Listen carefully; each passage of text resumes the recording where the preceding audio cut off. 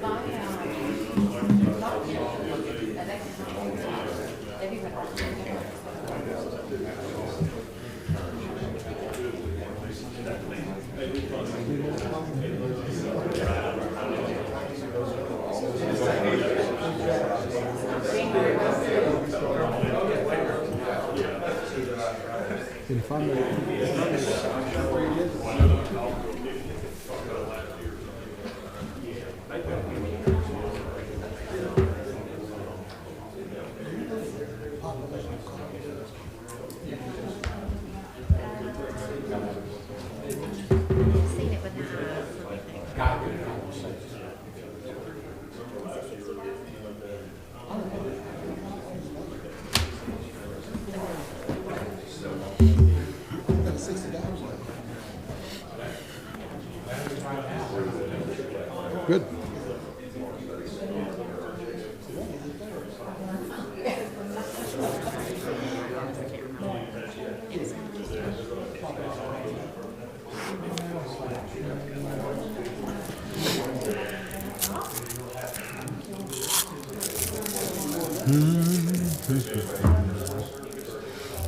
I left, where was I the other night?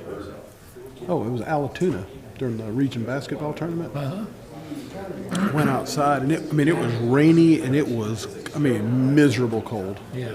As I walked into my car, I noticed the football stadium lights around. They were out there playing soccer. I was like, man, imagine being in shorts running around in that. I do like watching those European when they end up having those games with snow. Yeah. Anything with snow is better. But I guess they said Messi, I guess they won their first game of CONCACAF last night, and he's got a new contract where he doesn't play if it's less than a certain temperature, and he did. He played and they won. But well, we got less than a minute. Where'd Carrie go? Zlatan Ibrahimovic. He was a big European player too. He wouldn't play 10 seconds. He would not play on the turf. Really? So he never played in Atlanta. Yeah, well, a lot of them don't play on turf, right? All right, we're getting ready to start. Make sure your microphones are on, please. Good evening. I'll call this meeting of the Cartersville City Council to order. If you will please stand for our invocation and pledge.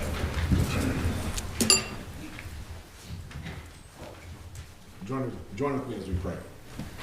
Our dear gracious Heavenly Father, we thank you for this day. We thank you for the blessings you've given us. Thank you for this opportunity to come and do the work of the city of Cartersville. Thank you for those who have assembled themselves here tonight, and also thank you for our staff who has worked to put together things that will be brought tonight. Go with us now, be with us as we make the decisions and do the business of the city. And it's in your holy name we pray. Amen. Amen. Join me in the Pledge of Allegiance.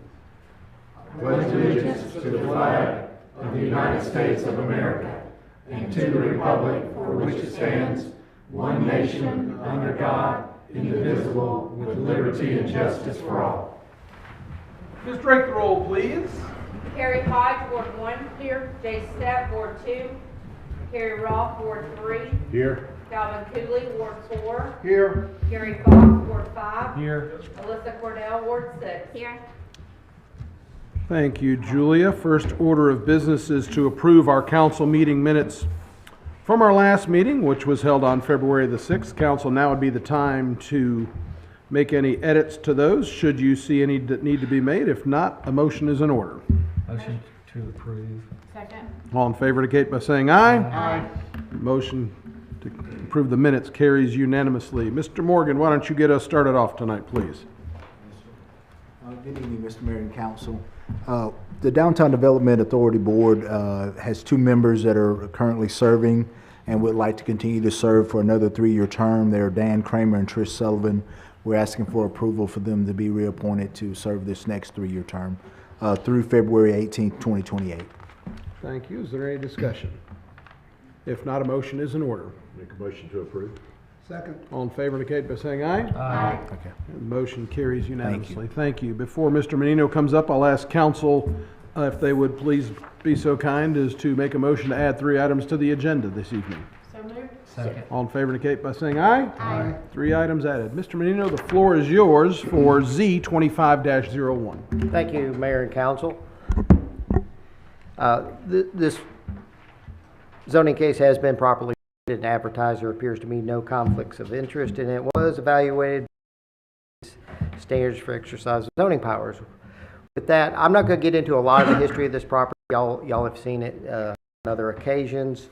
It's a 9-acre tract on Thornwood Drive and Clubview Drive. It's currently zoned general commercial.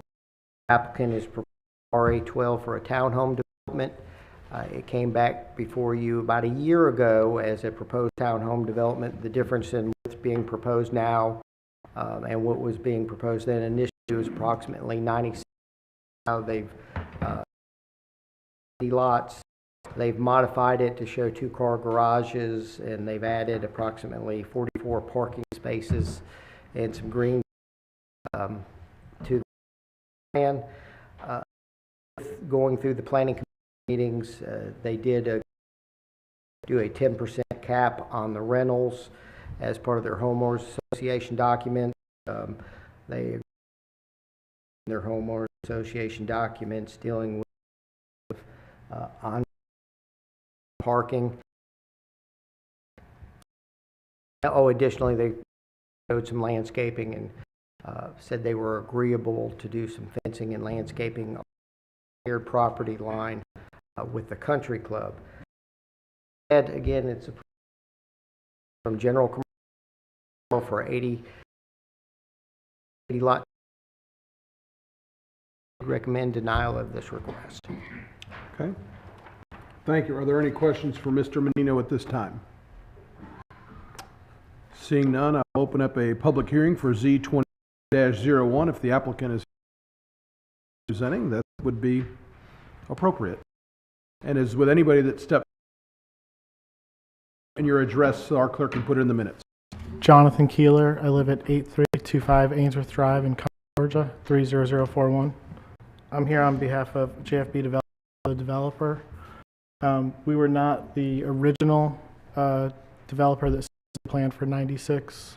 We planned and improved upon it, feedback that we got on that plan. Some lighting in the proposal shown on there with fencing along that goes to the Cartersville Country Club.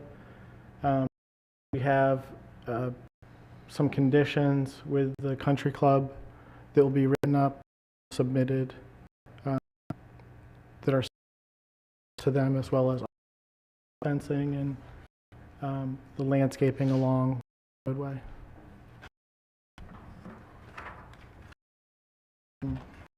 We think this is much better suited. I know the feedback on townhomes is not great, but we think it's a much better situation for townhomes than it would be for something in the GC zone, as far as, you know, things that we see up and down the street. We think it's better suited for that, and there are residential areas in and around it. And with private, it seems to work better with it being town.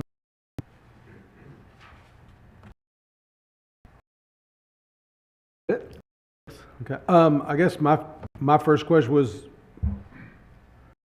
as submitted, do these plans meet the design for the city of Cartersville? As far as the dimensions, Yeah, as far as our development regs, is it in line with the development regulations? I can add some notes to that, Mayor. There may need maybe a variance needed for. Other than that, we haven't reviewed the engineering of the plans yet, but right now, looking at it, we are probably necessary, and that would be for the rear versus front entry. Okay. is that Okay. Any other questions at this time? Thank you. Sir. And Z25- and anybody wishing to step forward to speak for may do.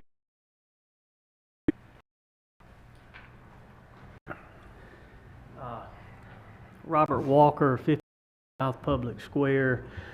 I'm here on behalf of Cartersville Country Club, president of the board of directors of the country club, and I just wanted to confirm what Mr. Keeler said. We've been in discussion and have arrived at a that we've discussed, worked out with the developer or property owner, that they have agreed to implement, and if the city council is so inclined to grant this zoning, we would ask that those conditions be imposed as conditions to the rezoning, and if they were imposed as conditions to the rezoning, then the country club would support the rezoning, and those can be provided, as Mr. Keeler indicated, prior to the next meeting before the vote, so that the council can provide it to those. Okay. Mr. Law, is it typical that we would put conditions of agreements between parties the zoning in the city? It is not that y'all do that, as long as the, but I can't stand people in opposition at meetings often propose conditions y'all to place on that. The only difference with this one is that it's a joint proposal to the property owners. Of course, it's strictly a option whether or not you want to add those as conditions for zoning or not. Okay.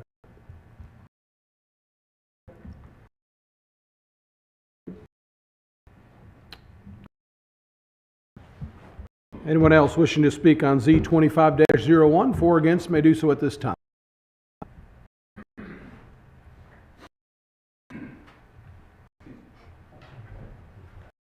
Hi, my name is Keith Kirkman. I'm 9 Winfield Drive, Cartersville. And my question about that property that they're trying to rezone, where is the, I guess, the main entrance or the two entrances going to Drive, which is a private drive on that side? Mr. Lovell, if y'all could answer. Thornwood Drive, you see it go from Thornwood Sub to the right of the page, back towards Clubview Drive on the left of the page. They have two entrances off that private drive or Thornwood Drive. So will that drive stay private? Okay, so it won't be any interest on the back side to the country club? No, Because I don't know. not based on their proposal, no. Yeah, because the volume of traffic that comes out there at 80 townhomes, so you're looking at about people in there plus the vehicles.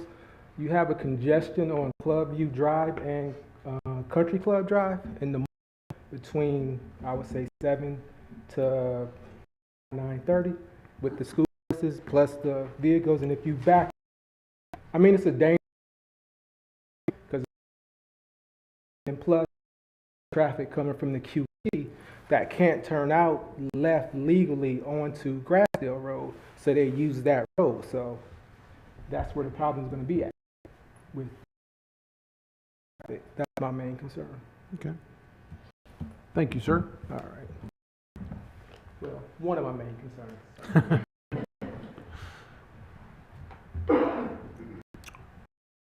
Z25-01 public hearing. Anybody wishes to speak against may do so at this time.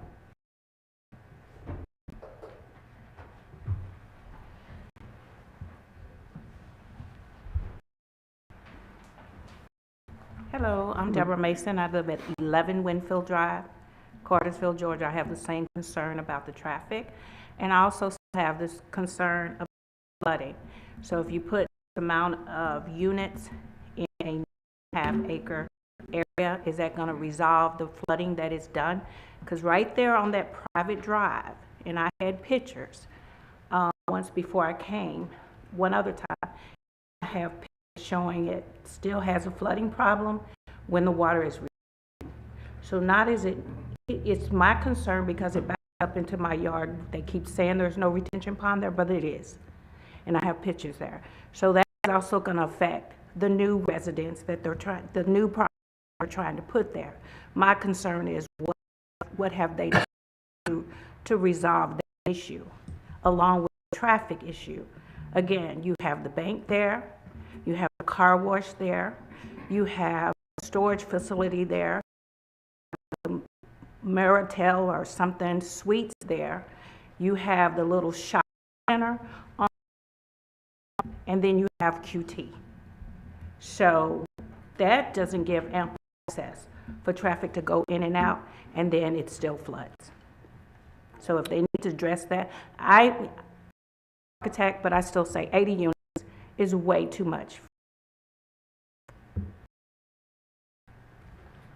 Just as a note, I know we had a brief discussion in work session about the water issue. Can you correct me when I start wandering and speaking? But I mean, as the plan goes through, there are obviously water retention requirements that the city will review and will make sure that everything is. That is correct. And for the plan, and I don't know if it was included in the package or not, Mr. Hargrave did a drainage. The drainage just comes through Thornwood and then goes out across Country Club, back down towards Bennett Creek, and then right there. So he's aware of where the water's coming in. That too, like. Thank you, sir. Wishing to speak 25-04, so at this time. And seeing none, 5-01, we will have, is there any discussion or questions amongst we will have a public hearing on March 3rd, and before council takes this up for final consideration. That meeting will be same place, same time of day. So, we will 01. Mr. Menino. Thank you again, Mayor and Council. This is a proposed text amendment to the sign ordinance, specifically the roadway section where electronic freestanding sign Old Mill Road freestanding standing signs are allowed from Henderson Drive west. The applicant, Cartersville Seventh-day Adventist Church, is looking to amend that to allow it from the intersection Drive west. So it would add the section from to Henderson Drive that's currently not included. There was a proposing and why they want to make this amendment, and with that, the Planning Commission did, and they recommend denial of this proposed text amendment to the sign ordinance. Thank you. Any questions? If not, I'll open up the public hearing for T25-01 and ask anybody wishing to speak for or against to step forward and do so at this time. Patty Rogers, 20 P in Cartersville. And I'm here on behalf of New Beginning Signs and Graphics. Just would like for you guys to sign for the church. They're looking, to modernize like churches and be able to advertise. They have things that could benefit the community, whether it be some type of service or something like that. I went last night about 7, well, no, it's probably about 6:30-ish, so just kind of dusk, and I took a couple of pictures, one with myself left of the sign and one on the right, facing the home that's across the street on Terrell Drive.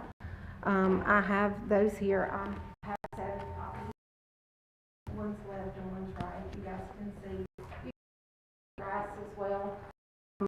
How the ground is currently illuminated with the bulbs that are in there, and if you'll notice, they're kind of a yellowish color, indicating those are more fluorescent bulbs that you would see in your home. Those are not actually sign grade bulbs.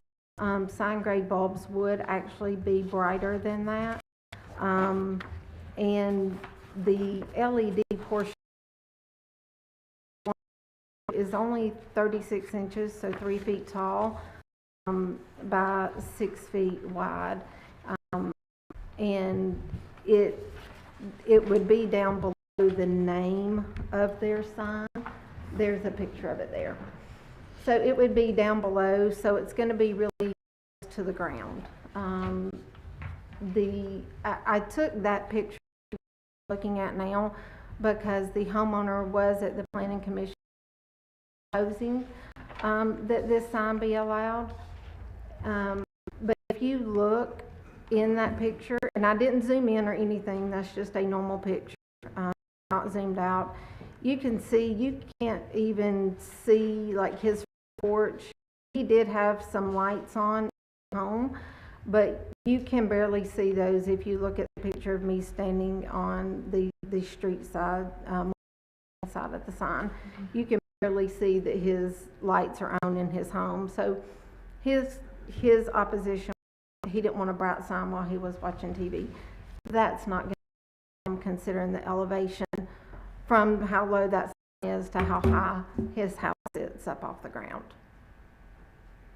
And that's all I have. Yes. So are these lights on the sign now? Do you know, and I'm probably going to mispronounce it. It's okay. The lumens of the lights compared to the lumens of what this sign will be?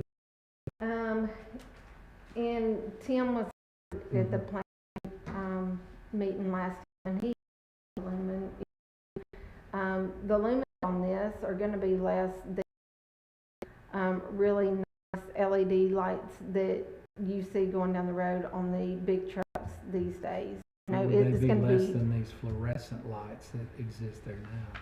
No, they're actually home bulbs that are in there right now. Yeah, this is not standard lighting that is in there now currently. So to update it, you are looking at something even brighter.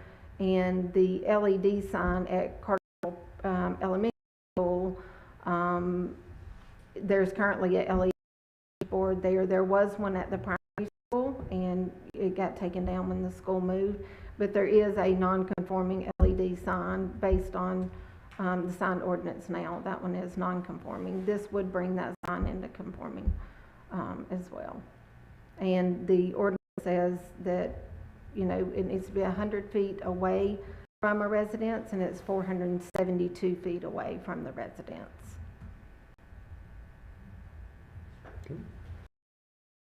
Any other questions for Ms. Rogers? Thank you. Thank you. On with the hearing for T01. Anybody wish to step forward to speak for or against may do so at this time. My name is Robbie Stewart, and I live at 408 Terrell Drive, the house in question. My issue is the current sign, they can go up to 10 feet. Now, they're claiming that they want to keep it at the current height. The ordinance allows up to 10 feet. The second thing that I've got is that from Henderson Drive to Terrell is non-commercial. It's either residential or it's church. Henderson Drive West is commercial. I understand LEDs in commercial. And I said this in the Planning Commission. I think that the city, Randy, the staff, you all do a really good job when you're looking at sign ordinances. You study them. The problem we get into with cities is when we start creeping past the original intent. Let's go 10 feet more. Let's go 100 feet more. Where does it end? And then the next thing that I would propose to you all is this. Where does it end with the next one? You know that the adjoining property owner in here putting up one. So when we look at when the question about the lumens versus the LED versus the fluorescent, fluorescents are nowhere near the lumens or the candle foots that the LED would be. The issue is not it's one static color. So a foot of light is equivalent to a full moon. Now, moon changing colors every 60 seconds. And it's the flashing impact that you have. If I'm sitting in my house in the fireworks, prime example, you may not see them, but you hear, but you can see the different colors. That's what I'm talking about, is the different noise, the light pollution that you'll have when you start allowing these signs in this area, when we're encroaching into a residential area. It's not something that, my previous life I was in the sign business. I'm not anti-signs. I'm just careful about what we do, and we don't turn an area that's non-commercial, commercial for signage. There is a different part of your ordinance that hasn't been addressed that says that if the sign is in sight of a house, it has to be 1/10 of a candle foot. I think I maybe pronounced that wrong, but of lumens. At that point in time, what are we trying to do? We're creeping into something. It's in the line of sight of my house. You know, I think that when we look at it, if it's something that the council really thinks needs to be done, let's study it. Is there a way to start with some kind of, screening from residential? Is there something that we can do to help block that? I just think that it's not needed. I think that it's something that the city would need more time to study, and I'm against it. So. Mr. Stewart, I got a couple questions. Yes, just as we try to get information to make good decisions. Does the sign at the elementary school? Because I know that sets a little bit high. The angle. So there's two. So when I look at the elementary school, I look at the one I used to go to. It's shut. Right. It's the primary school is what you're talking about. Yeah. And I know that sign's no longer there. That sign's no longer there. I can't see the one that's down at the elementary school from my house. When the primary school was there and that sign was up, did that have a negative impact at all? Are we able to see it? Mr. Mayor, I don't recall. I don't recall. So then secondly, the first concern was over the height of the sign and that the ordinance allows for up to 10 feet. That is, if there were to be some sort of condition on this particular piece of property that limited it to 5 feet or whatever the height of that currently is, does that would help some. I would lean more towards some kind of shielding in addition to that. I don't want to be sitting in my house and seeing the different colors of lights coming through.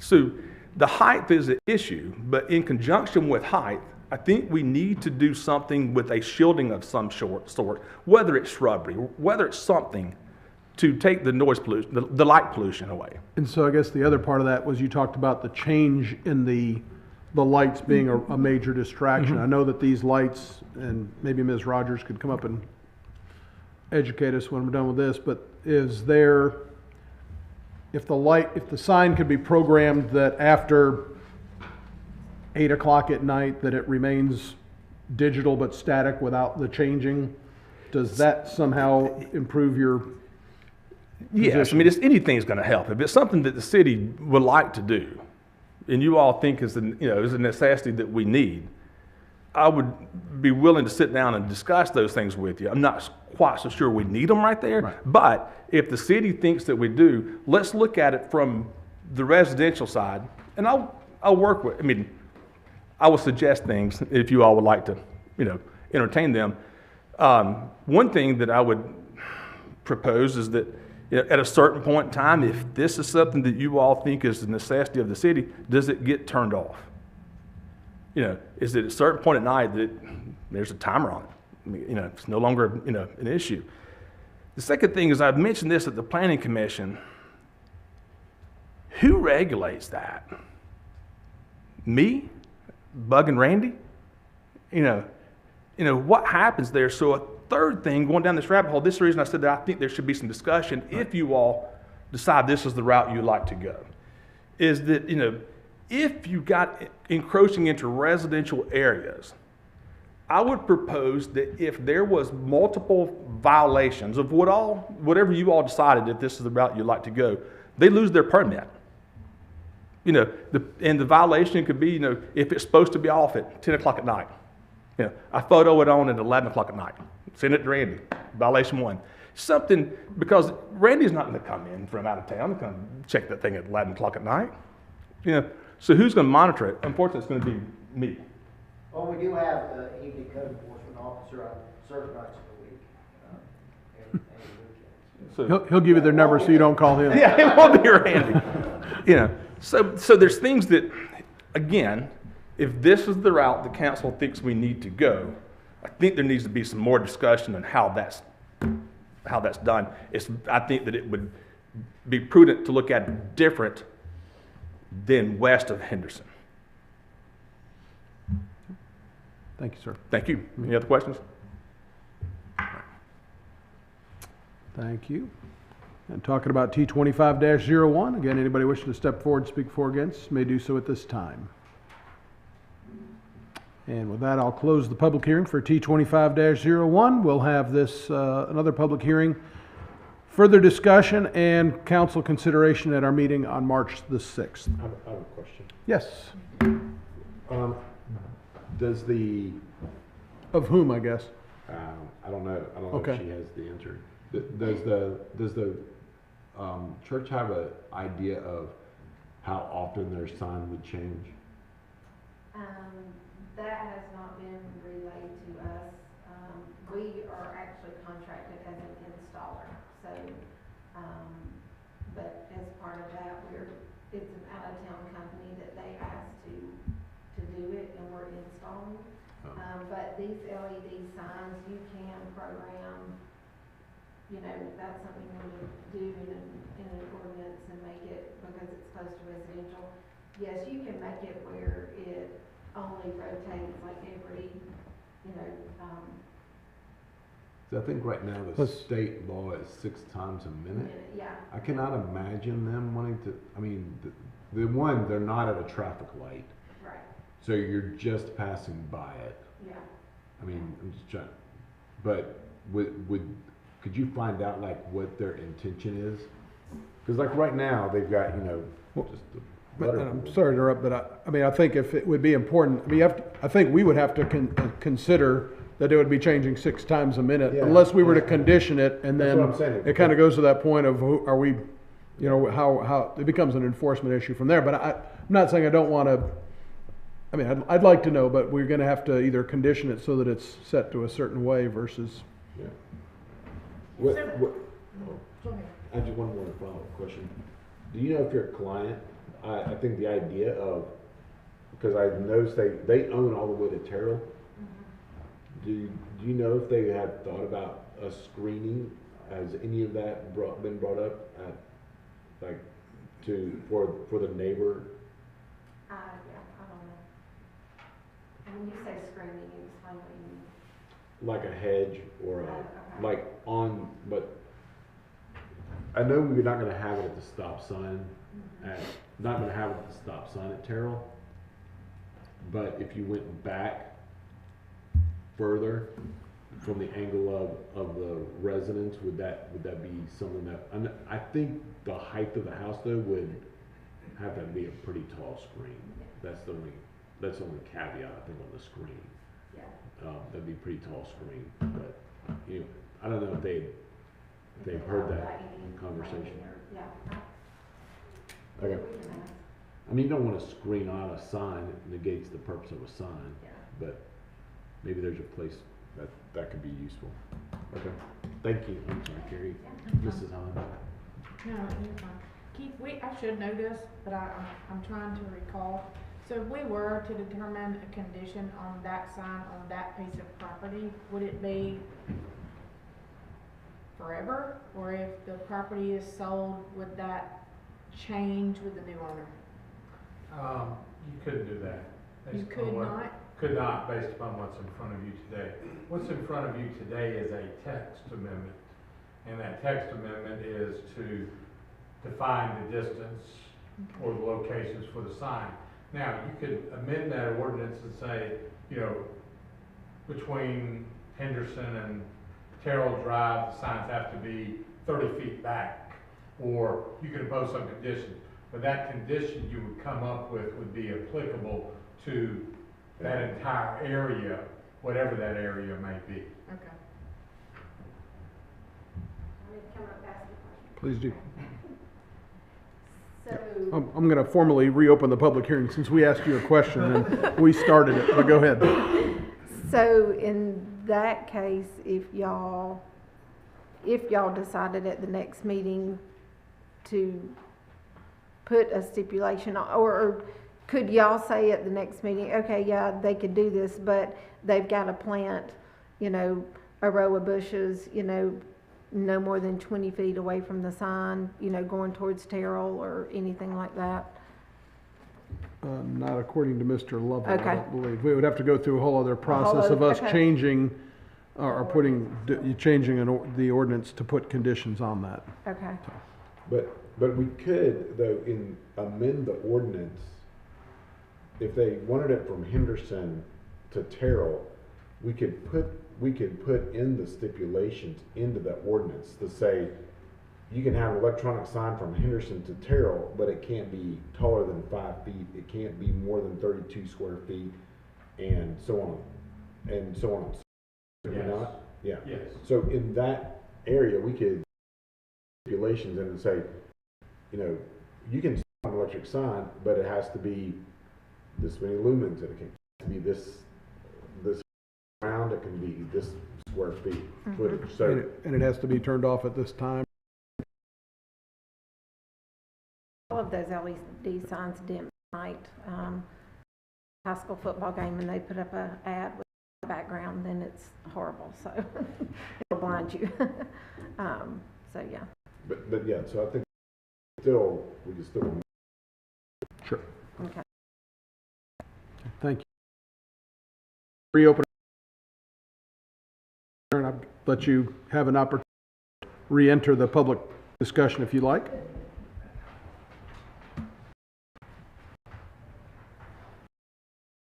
I would suggest that you all are looking at your time permit. You know, don't just blanket that area. Have some control over it. And so that's my biggest fear. Then it keeps on. So take your time, study it, pass decision on it. Thank you, sir. That being said, I'm going to close the public hearing for 01, and again, we'll take after another public hearing on March the 6th. Randy, you get to continue on here with ZMA 2501, which should be Thank rather you. quick. Our annual and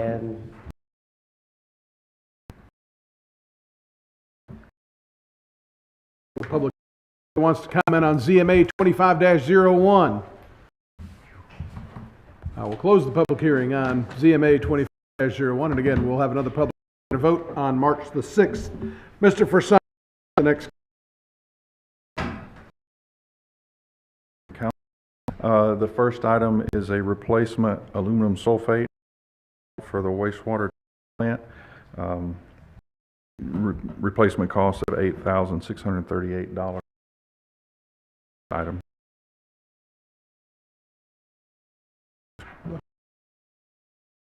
Aye. Aye. Motion carries unanimously. Yes, sir. And the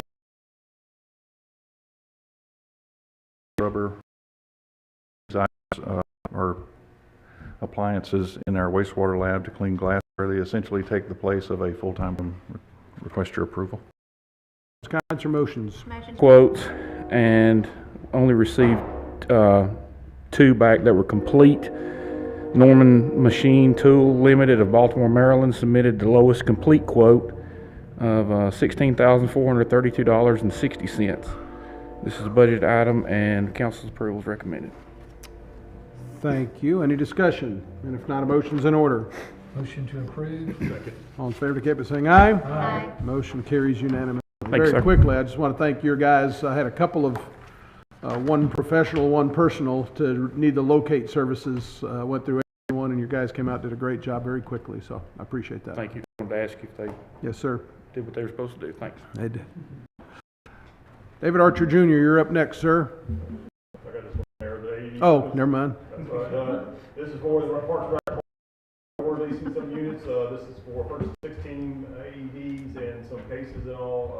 Total cost $30,359.84. Questions, comments, or motions? Motion to approve. Second. All in favor, indicate by saying aye. Aye. Motion carries unanimously. Mr. Greer's up, just want to make sure. Good evening, Mayor and Council. This item is for the purchase of 2 edge firewall appliances from Pipe Incorporated for $108,350. This will replace our current edge firewalls and bandwidth keepers that are used to deliver bandwidth service levels to our customers and city county departments. This is not a budgeted item, but 2020 SPLOST funds are available, and we recommend for your approval. Thank you. Any discussion? If not, a motion is in order. Make a motion to approve. Second. All in favor, indicate by saying aye. Aye. Motion carries unanimously. Thank you. Mr. Foy. Thank you, Mayor and Council. Lately, awarded our annual resurfacing contract to the lowest bidder, Surface Masters Incorporated, for $1,084,917.26. The original resurfacing contract consisted of resurfacing or paving 4.4 miles of city streets. Public Works now proposes an additional 3.99 miles to be resurfaced, bringing the total mileage to 8.3 miles, which is enough mileage to keep the paving slightly less than 16-year paving cycle to pave all the roads in the city if we kept paving at that rate. The local improvement maintenance grant this year was $386.21. We have budgeted $88,569 out of general fund and $550,000 out of 2020 SPLOST. We recommend approving an additional $600,000 beyond the previously budget amount of $1,373,486.21 to be able to add these approximately 4 miles to bring our paving up to, like I said, 8.39 miles. List of streets, in addition to what we have in the first contract, includes Pearl Street, Woodland Drive, Mitchell Avenue, Plymouth Road, Railroad Street, Wofford Street, Stokely Street, Town and Country Drive, Deborah Circle, Boatner Avenue, Cook Street, South Avenue, Alexander Street, South Bartow Street, and Grandview Drive. Based on the quantities utilized in contract unit prices, we will make minimum adjustments as needed to stay below the total amount not to exceed $1,973,486.21. All right. Discussion. Not a motion. Motion to approve. Second. All in favor, indicate by saying aye. Aye. Carries unanimously. Thank you, Mr. Foy. Mr. Porter, go ahead. We'll just reiterate, Steve and Wade are working as we prepare next year's budget. Goal on council visioning, we have continue to budget to pave the streets in more between 15 and 20 years every year going forward. Next item is a memorandum agreement with the Georgia Quick Start, which is Cartersville school system. This is an agreement they have in place with Quick Start. Requires the mayor and council approval, so I recommend it for your approval. Chair will entertain a motion. Make a motion to approve. Second. All in favor indicate by saying aye. Aye. Motion. Yes, go ahead. I knew I saw something about 6 months. Item 4 says term for 6 months on this. That's So their that's what, agreement they have. You've approved this in the past. I'm not sure why they don't do it longer, but okay, they just do it There's every 6 months? a state law for how long they can enter into agreements with certain departments, is what I was told, I think, some time ago. so they say. So they say. Next item, please, Mr. Porter. The indemnity agreement with GDOT, this is for our recreation center on Tennessee Street. We've gotten approval from GDOT, as long as this is approved, to have basically a road frontage or entrance and exit out of there. So I recommend this for your approval. Questions, comments, or motions? Motion to approve. Second. All in favor indicate by saying aye. Aye. Motion carries unanimously. Next item is the contract performing services with Advocates for Children. The mayor and I met earlier this week with them, or actually last week. They've been losing some federal funding that helps children in Cartersville and Marshall County, and we are recommending approval of this agreement for a $50,000 contribution to their organization. Thank you. Specifically, the CASA program and the Children's Advocacy Center that is, last year was used 414 times for recording interviews with Cartersville and Bartow County youth that were victims of crimes or abuse. And that service goes a long way to helping our investigators make cases to hold those people accountable that have done things to children. So I think it's a fantastic use of our resources. So, that being said, any other discussion? If not, a motion's in order. Motion to approve. Second. All in favor indicate by saying aye. Aye. Motion carries unanimously. Next item is amended agreement with Reeves Young, who is our contract construction manager at risk for the Tennessee Street Recreation Center, and this will just adjust the contract, actually rescind the contract that was approved last year, and this agreement will replace that one. This will be basically the difference is 100% of the savings, what we have going into it, will revert back to the city of Cartersville, so I recommend this for your approval. Thank you, and a good catch on that one, Dan. Questions, comments, or motions? Motion to approve. Second. All in favor indicate by saying aye. Aye. Motion carries unanimously. I reluctantly say. Go ahead, David. You got the next item, sir. Okay. Good evening, Mayor and Council. Parks and Recreation is seeking approval of the Dellinger Softball Complex Use Agreement to be entered into by and between the City of Cartersville School Board on behalf of the City of Cartersville School System and the City of Cartersville, and intended to establish the conditions by which the complex softball fields and field house will be utilized by each party. This agreement is subject to approval by the city manager and city attorney, and staff recommends approval. Thank you. Any questions? If not, a motion is in order. Make a motion to approve. Second. All in favor indicate by saying aye. Aye. Motion carries unanimously. Thank you, David. Mr. Morgan, you got the last couple before we get to our added ones.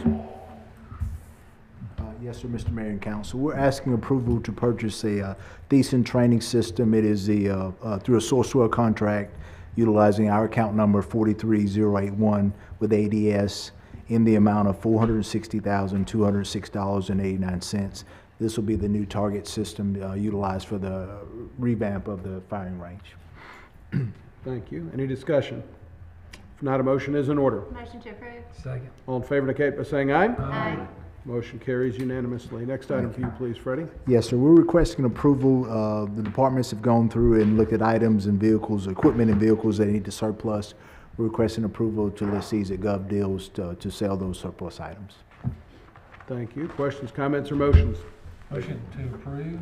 Second. All in favor indicate by saying aye. Aye. Motion carries unanimously. Thank you. Mr. Lovell, you're going to handle the first two of those three added items that we put on the agenda earlier. Yes, Mayor. The first one is a resolution denying an anti-lighting notice claim concerning the J-Lane golf cruise.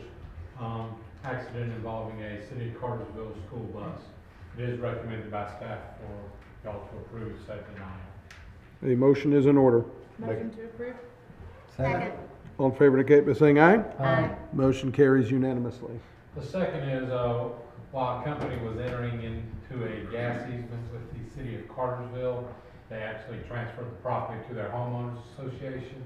So I'm asking y'all to approve the rescission of the gas easement, and they will be forwarding us one with the correct property owners now. Gotcha. Motion to approve. Motion to approve. Thank you. Second. Well, I didn't make the motion. I was asking for a motion to approve and did it very awkwardly. I'll second your motion. Here. So Councilman Fox had the motion. Councilman Roth had the second. Done. Yes. I'm still relatively new at this. All in favor indicate by saying aye. Aye. Motion carries unanimously. Mr. Porter, you've got that third added item, please. Yes, it's a right-of-way acquisition. So GDOT is working on the Sugar Valley Road Bridge project, and they have sent us some information needing to acquire some easement, some .092 permanent easement on some acres out there, and .108 fee simple. Willing to pay us $12,200 for this acquisition, and I'm recommending approval of this so they continue on with that side of the property they need to acquire for the bridge replacement. Thank you. Any discussion? If not, a motion is in order. Motion to approve. Second. All in favor indicate by saying aye. Aye. And motion carries unanimously. Mr. Reinhardt, you have the financial report from December. Thank you, sir, and good evening. Good evening, Honorable Mayor and Council. We're looking at December 2023 and comparing to December 2024. And the general fund revenues increased over last year by $2.7 million. Expenses increased by $6.7 million. 2 areas of revenue I look at monthly basis. Local option sales tax still have a shortfall there compared to last year of about $98,000. And building permits and inspection fees also has a shortfall there of about $456,000. In the water and sewer fund, revenues increased over last year by $581,000. Expenses decreased by $308,000. This is due to increased personnel expenses, decreased operating expenses, increased debt service expenses, decreased capital expenses, and increased transfers to the general fund. Excuse me. In the gas fund, revenues increased over last year by $762,000. Expenses increased by $653,000. This is due to increased personnel expenses, increased operating expenses, decreased cost of purchased gas, decreased capital expenses, decreased debt service expenses, and increases in transfers to the general fund. In the electric fund, revenues increased over last year by $2.8 million. Expenses decreased by $214,000. This is due to increased personnel expenses, increased operating expenses, decreased cost of purchased electricity, and increased capital expenses. Stormwater fund, revenues decreased over last year by $6,000. Expenses decreased by $114,000 due to decreased personnel expenses, decreased operating expenses, and decreased capital expenses. Solid waste fund, revenues decreased from last year by $50,000, and expenses increased by 26 personnel expenses, increased operation expenses, and decreased 2014 SPOS $237,949.46. SPOS 2020 $15,005,407.56.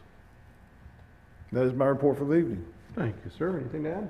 Just as you see, all the numbers are trending very well. Even the general fund, after we built the fire station, all those costs are paid for. We're actually in the black. We don't have to use any reserves on that one, so we are trending very well.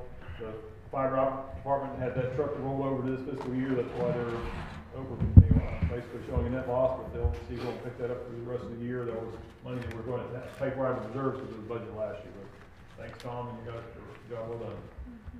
Thank you. Any questions or comments? Thank you. Thank you, sir. Is there anything else that needs to come before council tonight? There's a Black History Parade downtown Saturday, 1:30. It is. You should have gotten a notice if you've got the My Cartersville app that there'll be some road closures and should be a good time. Anything else? Thank you for that, Councilman. If not, Chair will entertain a motion to adjourn. So moved. Go USA.